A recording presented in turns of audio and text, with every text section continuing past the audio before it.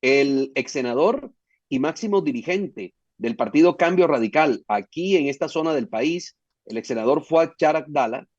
ha dejado claro a quienes aspiran a ser parte de las listas de Cambio Radical apoyados por la Casa Char para el Congreso de la República. Recordemos que las elecciones para el Congreso serán en marzo del año 2026. Serán las elecciones para Congreso de la República, Cámara de Representantes y Senado de la República. Ha dicho el ex senador Fuad Char a dirigentes amigos de Cambio Radical, a los propios congresistas que están ahora en Cambio Radical y a quienes tienen de alguna manera la legítima aspiración a convertirse en representantes a la Cámara o senadores de la República en el año 2026, que para poder llegar a ese proceso, para poder consolidar ese proceso, la Casa Char no apoyará a personajes, a candidatos que no tengan estructura política. Es decir, el primer requisito para aspirar por Cambio Radical al Congreso de la República será tener una estructura política seria que le garantice una cuota inicial importante en materia de votos, en materia de electores y también contar con algún recurso económico. Y es que recuerden que aquí en Contacto Radio hemos estado insistiendo en el run run político que no siempre la campaña que maneje dinero es porque ese dinero esté destinado para la compra de votos. No, una campaña requiere gastos a nivel operativo, requiere una sede que obviamente tiene un arrendamiento que hay que cubrir, que hay que pagar, una serie de personas que trabajen para la campaña, para la organización de la campaña, necesitan amoblar la sede, pagar unos servicios públicos domiciliarios. Esa sede también necesita ser dotada de café, agua, televisores, necesita ser dotada de aires acondicionados para poder estar tranquilos y poder realizar ahí las reuniones. Pero también un equipo de campaña necesita dinero para salir a los municipios del departamento del Atlántico, para recorrer esos municipios, para los almuerzos, para el combustible de los vehículos, para la seguridad, para publicidad. Para todo esto se necesita plata en las campañas. Y aquel que diga que hizo una campaña sin un peso, creería que estaría mintiendo, creería que es un gran mentiroso, es un gran mitómano, porque es evidente que en toda campaña se necesita el dinero para poder moverlo. Pues lo que ha dicho la Casa Char es que, y concretamente el ex senador Fuad Char, es que ellos no van a cargar a ningún candidato, no van a cargar y van a llevar sobre los hombros a una candidatura si esa candidatura no ha demostrado que tiene por lo menos una buena base electoral y también tiene una base económica para poder arrancar. A partir de allí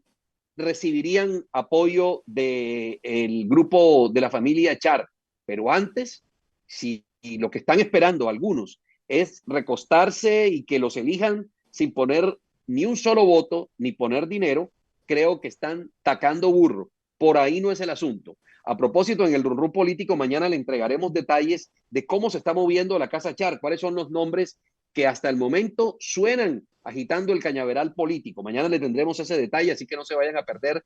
por ningún motivo el run run político mañana, porque tendremos ese tema bastante importante. Oiga, y a propósito de el Congreso de la República, se mueve mucho el sonajero, pero a nivel de quiénes conformarán las mesas directivas de Senado y Cámara para el nuevo periodo constitucional que arranca, la nueva legislatura, que arranca a partir del 20 de julio de este año. Los acuerdos políticos que se han confeccionado, que se han tejido y que hasta el momento se han cumplido al interior del Congreso de la República indican que la próxima presidencia del Senado de la República le correspondería a un miembro del Partido Conservador Colombiano. Hay dos nombres que han comenzado a tomar fuerza al interior del partido, dos senadores de la República que aspiran a convertirse en los presidentes del Congreso de la República. Ya habíamos dado uno de esos nombres, lo habíamos revelado aquí en el Run Político. Hablamos del senador atlanticense y presidente del Directorio Nacional del Partido Conservador, el senador Efraín Cepeda Saravia. Pero no solamente el senador Fincho Cepeda aspira a convertirse en presidente del Senado por el Partido Conservador. No, Carlos Andrés Trujillo, senador de la República y quien estuvo también en la presidencia del Directorio Nacional del Partido Conservador, aspira a ser presidente del Senado de la República. Recordemos que Carlos Andrés Trujillo fue la persona que acogió con alborozo, acogió con amabilidad, acogió con mucha alegría al gobierno del presidente Gustavo Petro. Dicen que es un conservador petrista y que al principio de esta legislatura, al principio de este periodo en el Congreso de la República, declaró desde la presidencia del Directorio Nacional Conservador a su partido como un partido de gobierno, lo cual obviamente sorprendió a mucha gente porque el Partido Conservador es la antítesis del progresismo. El Partido Conservador es todo lo contrario a lo que predica y pregona el presidente Petro de manera ideológica. Es casi que la acera de al frente de lo que representa el presidente Petro para el país. Pero fíjese usted cómo son las cosas. El entonces presidente del Directorio Nacional Conservador, el senador, eh, lo que hizo fue apoyar al partido, el senador Trujillo, lo que hizo fue que el partido respaldara al presidente Petro, y a partir de allí se inició una polémica que finalmente terminó el día en que le hicieron golpe de Estado y llegó a la presidencia del partido precisamente Efraín Cepeda Saravia. Pero por los lados de la Cámara de Representantes la cosa parece un poco más disputada, porque mientras en el Partido Conservador hay solo dos candidatos fuertes, Efraín Cepeda Saravia y Carlos Andrés Trujillo, por los lados del partido Alianza Verde hay muchos más candidatos que estarían aspirando a la presidencia de esa colectividad. La principal aspirante, la persona que ha venido sonando muchísimo para ocupar esa dignidad en el partido verde, Alianza Verde, es la actual representante a la Cámara, Caterín Miranda, quizás la más conocida dentro de ese grupo de aspirantes a ocupar la presidencia de la Cámara de Representantes en representación precisamente del partido Alianza Verde. Pero al nombre de Catherine Miranda se han unido una serie de aspirantes que estarían también buscando la posibilidad de acercarse a la presidencia de ese partido. Y es que Catherine Miranda ha tenido diferencias profundas con el gobierno del presidente Gustavo Petro, no lo ha venido acompañando en muchas de las iniciativas que ha presentado ante el Congreso de la República. Recuerden que, entre otras cosas, el partido Alianza Verde se fue declarado como partido de gobierno, pero Catherine Miranda ha venido tomando distancia del partido, lo cual indica que no es tan bien vista dentro del gobierno del presidente Gustavo Petro para que ocupe la presidencia de la Cámara de Representantes. En consecuencia, han comenzado a salir otros nombres, han comenzado a sonar otros nombres para llegar a la presidencia de la Cámara de Representantes. Son ellos los congresistas Marta Alfonso, Santiago Osorio y Jaime Raúl Salamanca. Y en las últimas horas se conoció otro aspirante a ocupar la presidencia de la Cámara de Representantes. Se trata del representante de la Cámara por el Departamento del Valle, Duvalier Sánchez, quien a través de una carta, de un oficio presentado ante la directiva del partido Alianza Verde, tomó la determinación de sumarse a aquella lista que aspira a ocupar la presidencia de la Cámara de Representantes. Entonces se pone muy buena la disputa por la presidencia de la Cámara. Repito, dentro del mismo partido Alianza Verde ya hay una disputa, ya hay una competencia para ocupar esa dignidad. Será entonces un miembro del Partido Conservador, presidente del Senado, y un miembro del Partido Alianza Verde, presidente de la Cámara de Representantes, presidente o presidenta, porque repito, hay dos mujeres está Caterine Miranda y está Marta Alonso, que aspiran a esa dignidad. Oiga, y a propósito de la Cámara de Representantes, hoy se ha conocido una noticia muy preocupante. Sucede que una senadora del partido de la U presentó ante el Ministerio de Hacienda y Crédito Público un derecho de petición a través del cual solicitaba información sobre el concepto fiscal del Ministerio de Hacienda sobre la reforma a la salud. Cualquier proyecto de ley o proyecto de acto legislativo que afecte el presupuesto del Estado y sobre todo que afecte un sector tan importante como es la salud, debe llevar un concepto fiscal de viabilidad fiscal por parte del Ministerio de Hacienda. La senadora Norma Hurtado presentó ante el Ministerio de Hacienda ese derecho de petición y el Ministerio de Hacienda ha respondido. Atentamente nos permitimos remitir copia de los pronunciamientos que a la fecha ha efectuado la cartera sobre el proyecto de ley consultado. Y hasta el momento, a corte de hoy, martes, ya 5 de marzo del año 2024, el proyecto de ley de reforma a la salud presentado por el gobierno del presidente Gustavo Petro al Congreso de la República y que ya fue aprobado por la Cámara de Representantes, tanto en la Comisión Séptima como en la plenaria de la corporación, no tiene ese concepto fiscal,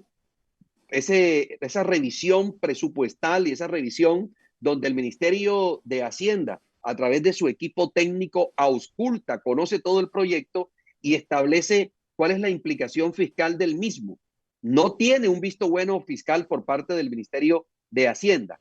¿Cuáles serían las repercusiones más allá de, digamos que el escándalo que se pueda suscitar porque es un proyecto de ley que parece que se presentó y parece que muchos lo aprobaron en la Cámara de Representantes sin tener en cuenta ese concepto por parte del Ministerio de Hacienda, el concepto fiscal? Lo verdaderamente grave es que la omisión que cometieron decenas de representantes a la Cámara de Colombia, de diferentes partidos que se unieron y votaron en favor del proyecto de ley de la reforma a la salud, que pasó, repito, primero por la Comisión Séptima de la Cámara y luego por la plenaria de la misma corporación y que fue aprobada, es que al no tener el concepto fiscal por parte del Ministerio de Hacienda, esos representantes a la Cámara han podido incurrir en una omisión al votar favorablemente por un proyecto de ley que no llena los requisitos. Y nos decía un abogado esta mañana, le comentaba al Run político, que evidentemente esos representantes a la Cámara podrían ser sujetos de una denuncia disciplinaria ante la Procuraduría General de la Nación por lo que considera un hecho muy grave y es haber votado, haber aprobado una iniciativa que no cumplía con los requisitos que debe surtirse, requisitos legales, para la aprobación de un proyecto, de una iniciativa de este talante, de esta envergadura. De manera tal que fíjese usted que se les puede ir muy hondo, les puede ir muy mal a los representantes a la Cámara, miembros de la Comisión Séptima y de la plenaria, que terminaron votando en favor de la reforma a la salud y que evidentemente lo hicieron sin haber cumplido con todos los requisitos de ley, los requisitos necesarios. Oiga, cambiando de tercio, oiga, no se olviden que mañana tendremos en el Run político el tema de cómo se va a mover la Casa Char para el Congreso de la República, cuáles son los nombres que están sonando, cuáles son los nombres que han perdido vigencia con respecto a la elección anterior, y va a ser muy interesante ese análisis en el Run político. Recuerden seguirnos en redes sociales, no se dilaten más, no den más vueltas al asunto, síganos en las redes sociales aquí en el Run político. Bueno, cambiando de tercio, Un día como hoy, hace 11 años, el mundo conoció el anuncio que hacía el entonces vicepresidente de Venezuela, Nicolás Maduro, sobre la muerte de el presidente de la República Bolivariana de Venezuela, Hugo Chávez. Y yo leía cómo en las redes sociales han tratado de romantizar a Hugo Chávez, tratar de mostrar a Hugo Chávez como si fuera un héroe, como si fuera un personaje que de alguna manera hubiera contribuido de manera significativa a la humanidad. Y yo decía que el riesgo de romantizar a Hugo Chávez es de pronto, como es una persona que ya no está en vida, como es una persona que murió y dicen por ahí que no hay muerto malo, como es una persona que fue supuestamente menos mal gobernante que el actual gobernante de Venezuela, pues yo diría que caer en la romantización de Hugo Chávez es un error muy grande. Y es un error muy grande si se tiene en cuenta que es evidente que Chávez no creo que fue amigo de Colombia. Y digo que no creo que fue amigo de Colombia por varias razones.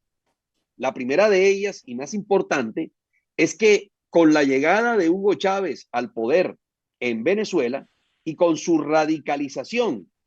que terminó sembrando en Venezuela la semilla del socialismo, de un nocivo socialismo que pasó a convertir el país más próspero de América Latina en una verdadera nación, una verdadera nación prácticamente inviable, un estado fallido como el que está, digamos que presenciando hoy el mundo, como lo es Venezuela, como ha terminado convirtiéndose Venezuela en una democracia de papel, en una democracia de mentiras, en una democracia postiza. Pero además de eso, Hugo Chávez, digo que no fue amigo de Colombia y es evidente que nunca lo fue, porque recuerde que Hugo Chávez convirtió al territorio venezolano en una suerte de escondirijo, en una suerte de refugio, de paraíso de los grupos terroristas del ELN y las FARC. Para nadie es un secreto que desde que llegó Hugo Chávez al poder en Venezuela, ese territorio se convirtió en el escondite de los jefes de estos grupos terroristas. Ellos atentaban criminalmente contra la infraestructura petrolera, secuestraban, seguían boleteando y torturando a la gente, pero terminaban escondidos en el vecino país. Y además convirtió Hugo Chávez a Venezuela en una narcodemocracia, en una democracia, supuesta democracia, que vive de las rentas del narcotráfico y gran parte de las estructuras criminales hoy existentes en Venezuela son precisamente estructuras que están basadas en el narcotráfico a partir de relaciones con altos funcionarios del Estado y también a partir de las relaciones con la fuerza militar bolivariana de Venezuela. Recuerden que no es ningún mito, no es ninguna fantasía hablar del cartel de los soles, que son aquellos oficiales de la Fuerza Armada Bolivariana de Venezuela que se codean con los narcotraficantes o que ellos mismos son narcotraficantes. Creo que homenajear a Hugo Chávez o a la memoria de Hugo Chávez dista mucho de querer al país, de querer a Colombia, porque precisamente la diáspora venezolana, la gran salida de ciudadanos venezolanos que huyen de su país como consecuencia del régimen criminal que viene gobernando o mal gobernando ese país, nos ha traído a Colombia una cantidad de venezolanos que llegan huyendo de esa situación y le ha expandido por América Latina una diáspora que hoy completa más de 7 millones de venezolanos. Es decir, casi que un 30% de la población de Venezuela hoy se encuentra fuera del país tratando de sobrevivir, haciendo lo que sea necesario en otras naciones con tal de poder comer y poder ayudar a la familia que quedó allá en Venezuela. Hoy Venezuela es un país que está en ruinas. Hoy Venezuela es un país que sobrevive en gran parte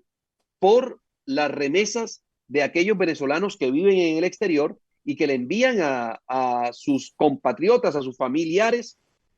con el propósito de que ellos sobrevivan. Hoy Venezuela, paradójicamente, tiene un régimen asesino, criminal, narcotraficante, que dice odiar a los Estados Unidos, pero que a la vez la moneda que hoy se mueve por Venezuela, el circulante en efectivo venezolano, no es el bolívar, el devaluado bolívar, que vale tanto como una hoja de papel.